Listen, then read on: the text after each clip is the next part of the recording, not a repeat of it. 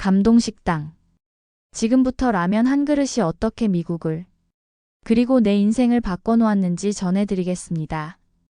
2025년 미국 전역에 이상한 일이 벌어졌습니다. 식량 사재기 속 모두가 가장 먼저 찾은 건 고기도 밀가루도 아닌 한국 라면이었습니다. 그것도 새벽 줄 서서 사는 수준으로. 처음엔 웃었죠. 인스턴트에 무슨 감동이 있냐고. 하지만 직접 먹어본 순간 나는 그 국물 속에서 내가 평생 외면해온 사람의 마음을 느꼈습니다. 효율만 따지던 내가 이 라면에 울었습니다. 저는 로버트 헨슨입니다. 68세, 은퇴한 UN 식량 정책 고문이죠. 평생을 글로벌 식량 배급과 위기 관리 설계에 바쳤습니다. 수십 년간 냉철한 통계와 데이터로 세계 식량 문제를 해결하려 했어요. 뉴욕 외곽의 고즈넉한 별장에 홀로 거주하게 된 지도 벌써 2년. 은퇴 후의 삶은 예상보다 적막했습니다. 매일 아침 창가에 앉아 커피 한 잔과 함께 세계 뉴스를 챙겨봅니다. 오늘도 어김없이 뉴스에는 생필품 사재기 소식이 도배되어 있었죠. 또 시작됐군. 리모컨을 손에 쥐고 볼륨을 높였습니다. 아나운서의 목소리가 거실에 울려 퍼져요. 미 전역에서 관세 인상 여파로 생필품 사재기 현상이 확산되고 있습니다. 특히 식료품점의 경우 창밖으로 시선을 돌리며 깊은 한숨을 내쉬었습니다. 이런 사태는 이미 예측된 결과였어요. 유엔에서 근무할 때 작성했던 보고서에도 명확히 적어놓았던 내용이죠. 인간의 공포 심리와 자원 독점 욕구는 항상 위기 상황에서 증폭됩니다. 이건 시스템적 결함이 아니라 인간 본성의 문제예요. 책장에서 과거 작성했던 보고서를 꺼내 책상에 펼쳐놓았습니다. 글로벌 식량 위기 대응 매뉴얼.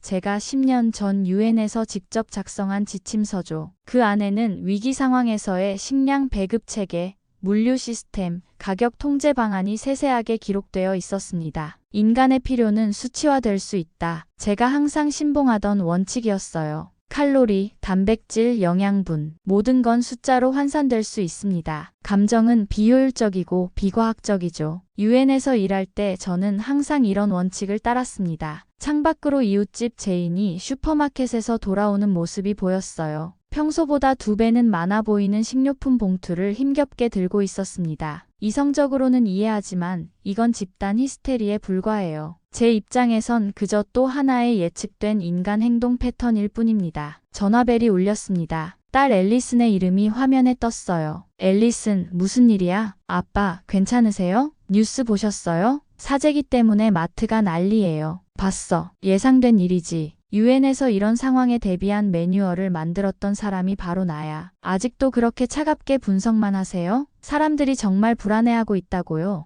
앨리슨의 목소리에는 항상 제게 없는 것, 감정의 온기가 담겨 있었습니다. 요리 콘텐츠 제작자로 활동하는 앨리슨은 제가 이해하지 못하는 음식의 정서적 가치를 항상 이야기했죠. 내일 아빠 댁에 들를게요. 보여드릴 게 있어요. 전화를 끊고 창밖을 바라보았습니다. 저녁 뉴스에서는 여전히 사재기 소식을 전하고 있었어요. 식료품점 앞에 늘어선 긴 줄, 빈 선반들, 그리고 불안에 떨고 있는 사람들의 모습, 모두 예측 가능한 패턴이죠. 이런 혼란은 3주 안에 안정화될 겁니다. 통계적으로 이미 증명된 사실이에요. 혼잣말을 하며 커피잔을 비웠습니다. 제 삶은 항상 이랬어요. 감정보다는 데이터, 혼란보다는 패턴, 그리고 무엇보다 효율성. 저는 이것이 세상을 움직이는 유일한 원리라고 믿어왔습니다. 하지만 제가 틀렸다는 걸 그때는 몰랐어요. 다음 날 아침 예상보다 일찍 초인종이 울렸습니다. 현관문을 열자 앨리슨이 커다란 종이 가방을 들고 서 있었어요. 아빠, 일찍 와서 미안해요. 하지만 이건 꼭 보여드려야 했어요. 앨리슨의 얼굴에는 흥분과 호기심이 뒤섞여 있었습니다. 평소 요리 콘텐츠를 만드는 딸은 항상 새로운 음식 트렌드에 민감했죠. 저는 그저 미소를 지으며 그녀를 안으로 들였어요. 커피 마실래? 방금 내렸는데. 좋아요, 아빠. 그런데 먼저 이것 좀 보세요. 앨리스는 노트북을 켜고 SNS 화면을 보여주었습니다. 사람들이 줄을 서서 기다리는 동영상이었어요. 처음엔 평범한 사재기 현장인 줄 알았죠. 이게 뭐지? 또 사재기 영상이야? 자세히 보세요, 아빠. 이 사람들이 무엇을 사기 위해 줄을 서 있는지. 비디오를 자세히 보니 사람들이 특정 제품 앞에서만 줄을 서고 있었습니다. 카메라가 가까이 다가가자 선명하게 보였어요. 한국 라면 코너였습니다. 라면? 사람들이 라면을 사재기하고 있다고? 그냥 라면이 아니에요, 아빠. 한국 라면이요. 지금 미국 전역에서 특이한 현상이 벌어지고 있어요. 모든 식품이 사재기 되는 상황에서도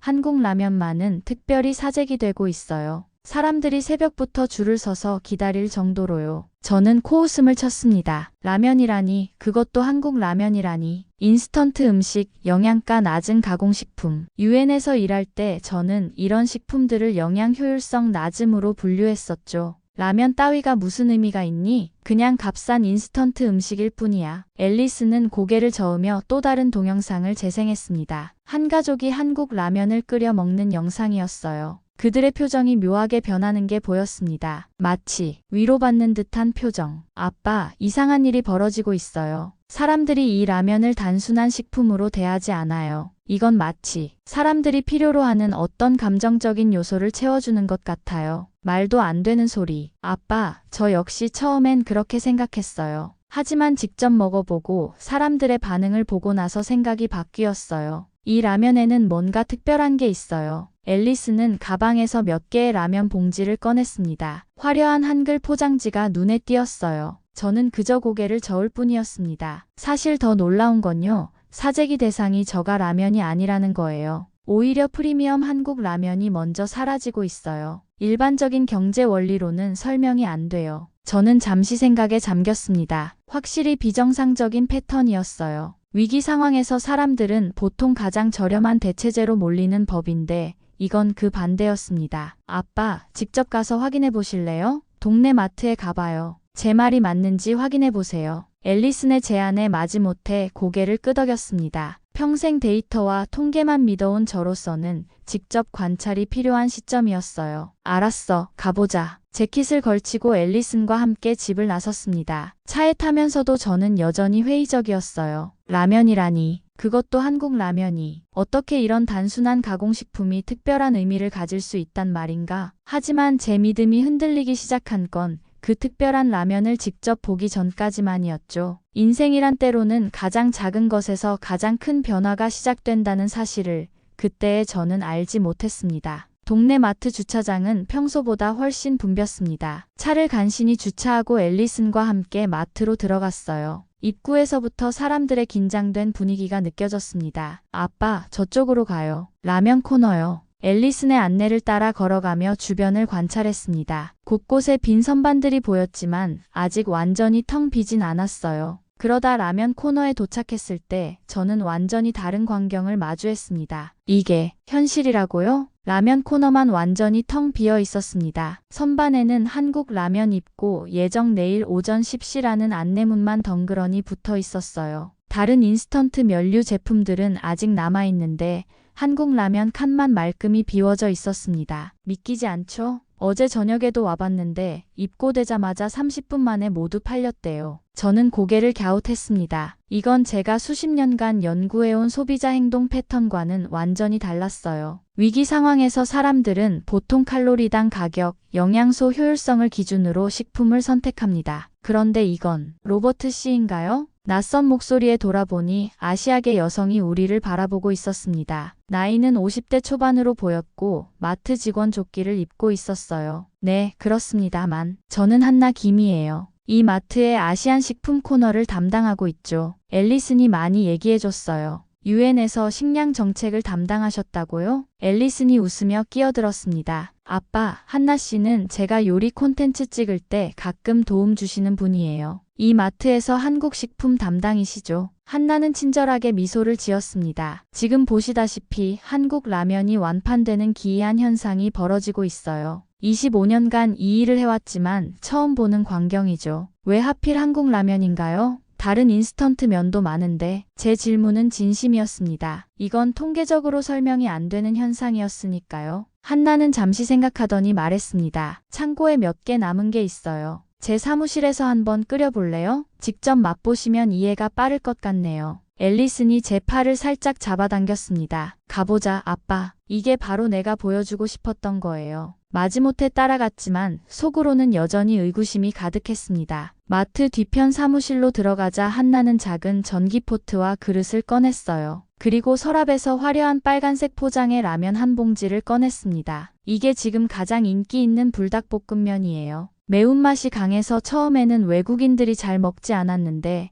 지금은 오히려 이게 가장 먼저 동나요. 한나가 물을 끓이고 라면을 준비하는 동안 저는 주변을 둘러보았습니다. 사무실 벽에는 한국 관련 사진들이 걸려 있었어요. 가족 사진으로 보이는 것도 있었고 한국의 거리 풍경도 있었습니다. 한국계 미국인이신가요?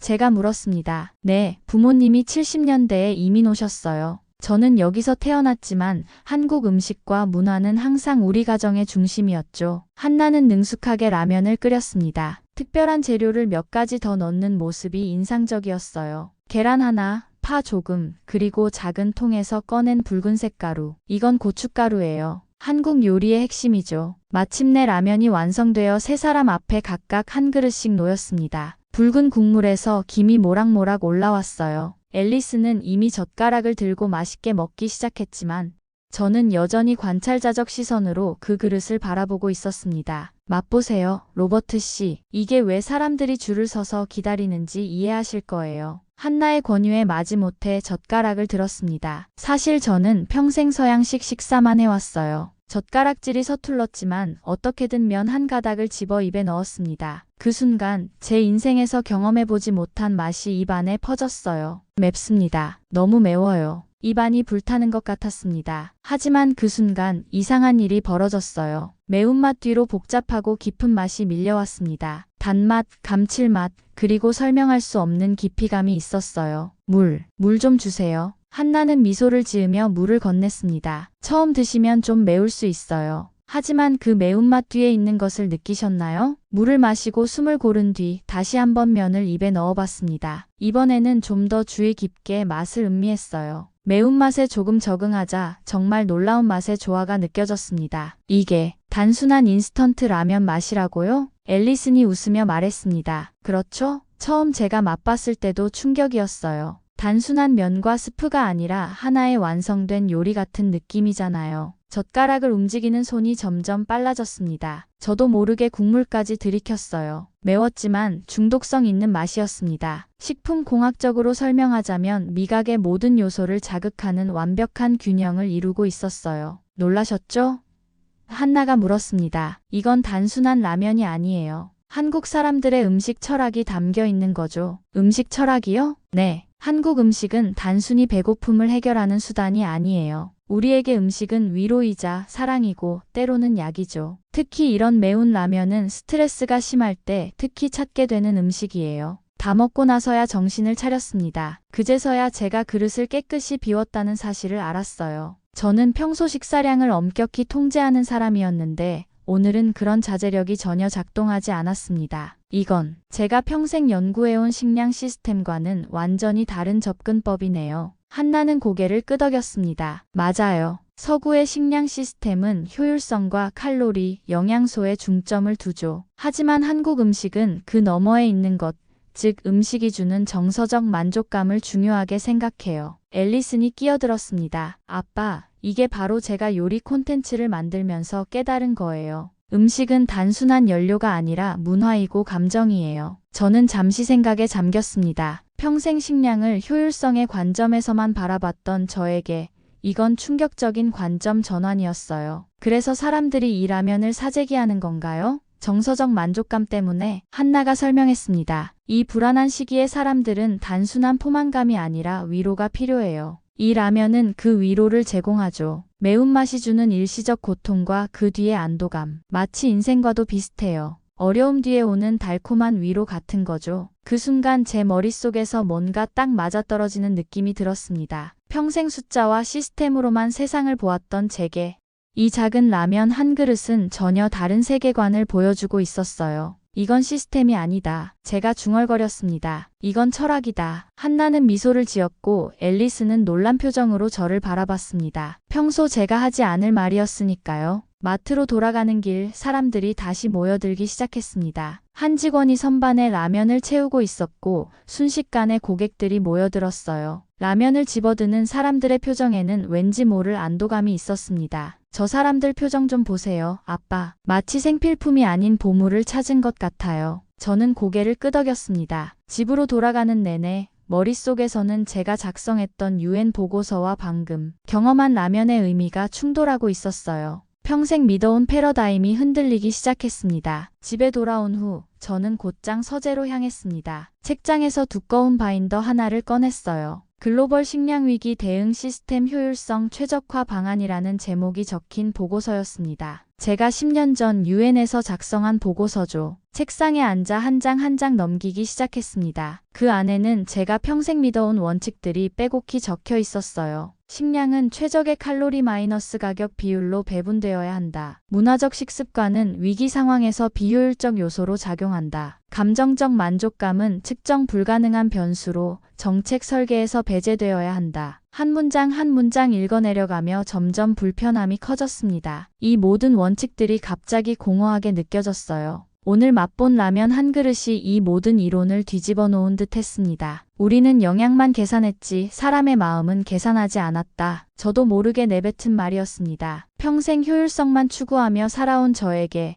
이건 충격적인 깨달음이었어요. 식량이란 단순한 연료가 아니라 사람의 영혼을 채우는 무언가였던 겁니다. 책상 서랍에서 또 다른 서류철을 꺼냈습니다. 식량 원조 표준화 지침이라는 이름의 문서였어요. 제가 아프리카와 아시아 지역 기근 상황에서 식량 원조를 위해 만든 지침서입니다. 내용을 읽어내려가며 점점 더 당혹스러워졌습니다. 모든 식량은 현지 문화적 선호도와 관계없이 최대 영양 효율성을 기준으로 배분한다. 이 문장을 읽는 순간 한국 라면을 먹으며 느꼈던 그 감정이 다시 떠올랐습니다. 과연 내가 만든 이 시스템이 실제로 사람들에게 도움이 되었을까? 단순히 생존에 필요한 칼로리만 제공했다면 그들의 영혼은 어땠을까? 창가에 서서 바깥을 바라보았습니다. 해가 저물고 있었어요. 서재 책장에는 제가 평생 모아온 데이터와 통계, 시스템 설계에 관한 책들이 빼곡했습니다. 하지만 그 어디에도 오늘 맛본 라면 한 그릇이 주는 위로에 대한 설명은 없었어요. 거실로 나와 앨리슨이 두고 간 라면 봉지를 바라보았습니다. 화려한 한글 포장지와 그림이 눈에 들어왔어요. 왜 이런 단순한 음식이 사람들에게 이토록 강한 감정을 불러일으키는지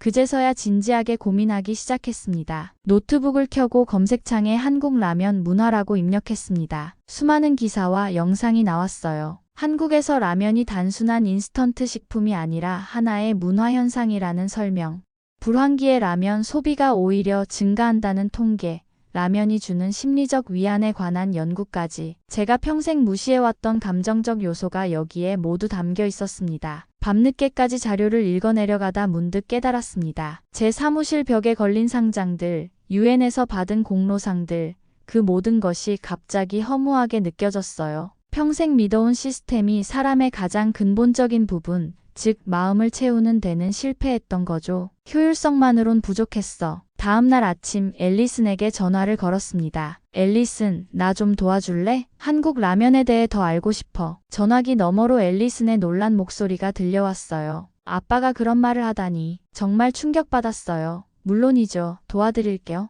그날부터 저는 라면에 관한 연구를 시작했습니다. 단순한 음식이 아닌 하나의 문화현상으로서 라면을 바라보기 시작했어요. 그리고 놀라운 사실을 발견했습니다. 한국 라면은 단순한 가공식품이 아니라 한국 사람들의 역사와 정서가 담긴 매개체였던 겁니다. 어려웠던 시절을 함께 버텨온 위로의 음식이자 공동체 의식의 상징이었어요. 제 평생의 연구는 이런 측면을 완전히 무시했습니다. 우리는 음식을 단지 칼로리와 영양소의 집합체로만 보았죠. 그러나 음식은 그 이상이었습니다. 음식은 문화였고 역사였으며 무엇보다 사람과 사람을 이어주는 강력한 매개체였어요. 일주일이 지났습니다. 관세 인상으로 인한 물가 상승은 계속되었지만 사재기 현상은 조금씩 진정되고 있었어요. 다만 한국 라면은 여전히 구하기 어려웠습니다. 그러나 더 놀라운 현상이 나타나기 시작했어요. SNS에서는 라면 나눔 태그가 트렌드로 떠올랐습니다. 사람들이 자신이 가진 한국 라면을 이웃과 나누는 모습을 공유하기 시작한 거예요. 처음에는 몇몇 게시물에 불과했지만 점점 확산되어 전국적인 현상이 되어가고 있었습니다. 앨리슨이 들고 온 태블릿을 통해 그 현상을 지켜보았어요. 아빠, 이거 보세요. 이 가족은 폐업 위기에 처한 이웃 식당 주인에게 라면을 건네주고 있어요. 그리고 여기 이 대학생은 기숙사에서 라면 파티를 열어 시험 스트레스에 시달리는 친구들을 위로하고 있죠. 스크롤을 내리자 더 많은 사연들이 나왔습니다. 병원에서 간호사들이 환자들과 함께 라면을 나눠 먹는 모습, 노숙자 쉼터에서 자원봉사자들이 라면을 끓여주는 장면, 심지어 교회에서 예배 후 라면 식사를 통해 공동체 의식을 다지는 모습까지. 이건 단순한 음식 사재기가 아니었어. 제가 중얼거렸습니다. 사람들은 음식 그 자체보다 그 음식이 주는 위로와 연결감을 갈구했던 거야. 한나에게 전화를 걸었습니다. 한나 씨, 혹시 시간 되세요? 좀 더 이야기를 나누고 싶습니다. 1시간 후 한나가 제 집을 방문했어요. 그녀는 종이백 하나를 들고 왔습니다. 이건 제가 특별히 아껴두었던 라면들이에요. 로버트 씨와 나누고 싶었죠. 종이백 안에는 다양한 종류의 한국 라면이 들어있었습니다. 빨간색, 검은색, 녹색 등 다양한 포장지의 라면들이었어요. 이건 각각 어떤 특징이 있나요?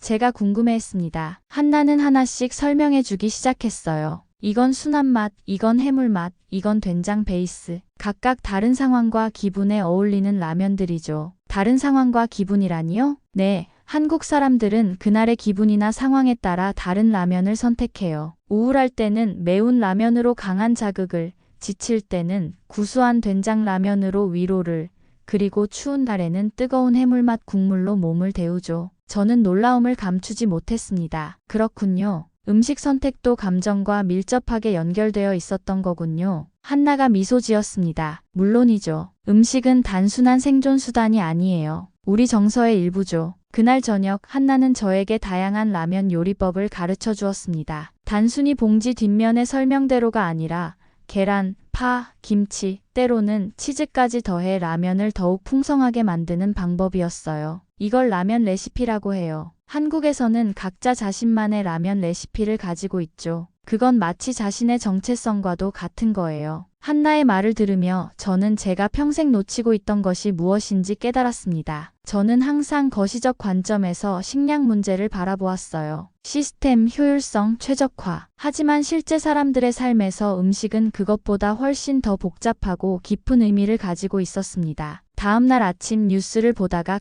이제는 함께 음식을 나누는 공간으로 보였어요. 집에 도착하자 앨리슨과 한나가 기다리고 있었습니다. 테이블 위에는 다양한 종류의 한국 라면과 자료들이 펼쳐져 있었어요. 아빠, 대단했어요. UN 연설이 SNS에서 화제예요. 한나도 미소를 지었습니다. 정말 감동적이었어요. 로버트 씨, 많은 사람들이 당신의 말에 공감하고 있어요. 앨리슨이 태블릿을 보여주었습니다. 제 연설 클립이 수백만 뷰를 기록하고 있었어요. 댓글에는 드디어 누군가가 이야기했다. 음식은 단순한 칼로리가 아니다. 전 세계가 이 메시지를 들어야 한다 같은 반응들이 넘쳐났습니다. 그래서 한나 씨가 말한 제안이 뭐지? 한나가 앞으로 나섰습니다. 로버트 씨, 저희가 작은 프로젝트를 시작하려고 해요. 라면을 나누는 삶이라는 이름의 커뮤니티 프로그램이에요. 지역 내 어려운 이웃들과 한국 라면을 나누고 함께 이야기를 나누는 시간을 갖는 거죠. 그런데 왜 저에게? 앨리슨이 말을 이었습니다. 아빠가 이 프로젝트의 얼굴이 되어주셨으면 해요. 평생 UN에서 식량 정책을 만들었던 전문가가 이제는 직접 현장에서 사람들과 음식을 나누는 모습, 그것만큼 강력한 메시지가 있을까요? 잠시 생각에 잠겼습니다. 저의 평생 경력은 항상 위에서 아래로의 접근법이었어요. 정책을 만들고 시스템을 설계하고 다른 사람들이 실행하게 하는 방식이었죠. 하지만 이번에는 달랐습니다. 직접 사람들을 만나고 음식을 나누고 이야기를 듣는 일이었어요. 어떤 일을 구체적으로 하게 되는 거죠? 한나가 설명했습니다. 먼저 지역 노인센터에서 시작할 계획이에요. 매주 수요일 한국 라면 데이를 열고 함께 끓여 먹는 거죠. 그리고 점차 노숙자 쉼터, 청소년 센터로 확대해갈 예정이에요. 앨리슨이 덧붙였어요. 더 중요한 건 단순히 라면만 나누는 게 아니라 이야기를 나누는 거예요. 아빠의 경험, 사람들의 이야기, 그걸 통해 서로를 이해하고 연결되는 거죠. 평생 효율성을 외쳐온 제가 이제는 연결에 대해 이야기하게 될 거라니 아이러니했지만 동시에 옳게 느껴졌습니다. 좋아요. 시작해봅시다. 첫 번째 라면을 나누는 삶 행사는 지역 노인센터에서 열렸습니다. 처음에는 어색했어요. 평생 회의실과 사무실에만 있던 제가 갑자기 주방에서 라면을 끓이고 있다니요. 하지만 곧 그 분위기에 녹아들었습니다. 이렇게 하는 게 맞나요?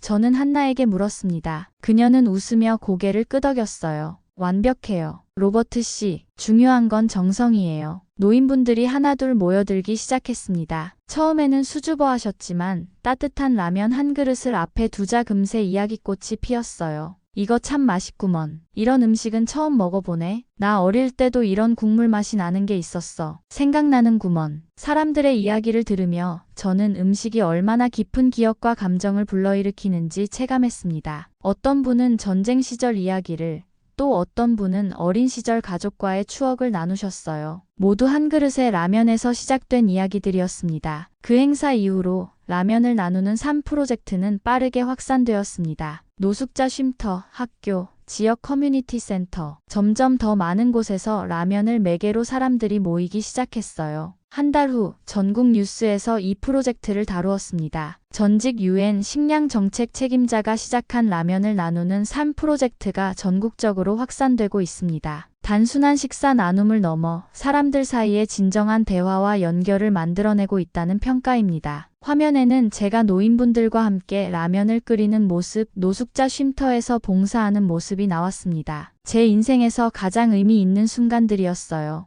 프로그램이 끝나갈 무렵 한나가 조용히 저에게 말했습니다. 로버트 씨, 이제 이해하셨나요? 왜 한국 라면이 단순한 음식이 아닌지? 고개를 끄덕였습니다. 네, 이제 알아요. 이건 단순한 음식이 아니라 이야기입니다. 역사와 문화, 그리고 사람과 사람을 이어주는 다리예요. 한나는 미소를 지었습니다. 우리 한국 사람들은 말해요. 밥 한 그릇에 담긴 이야기가 100마디 말보다 깊다고. 로버트 씨, 당신은 이제 그 이야기의 일부가 되었어요. 몇 주 후 제게 한 통의 편지가 도착했습니다. 유엔에서 온 공식 초청장이었어요. 새로운 글로벌 식량 정책 자문단의 일원으로 저를 초청한다는 내용이었습니다. 특별히 음식의 문화적, 정서적 가치를 담당하는 역할이었죠. 순간 웃음이 나왔습니다. 제가 평생 숫자와 효율만 따지던 사람이 이제는 음식의 감정적 가치를 논하게 될 줄이야. 하지만 그 제안을 정중히 거절했습니다. 이제 저는 다른 일을 하고 있었으니까요. 큰 시스템을 설계하는 대신 작은 그릇에 담긴 이야기를 나누는 일, 거창한 회의장 대신 작은 마을 회관과 커뮤니티 센터에서 사람들과 직접 마주하는 일. 오늘도 저는 라면을 끓입니다. 단순한 인스턴트 식품이 아닌 마음을 데우는 국물을 준비하죠. 그리고 그 국물을 통해 사람들의 이야기를 듣습니다. 평생을 효율성의 관점에서만 세상을 바라봤던 제가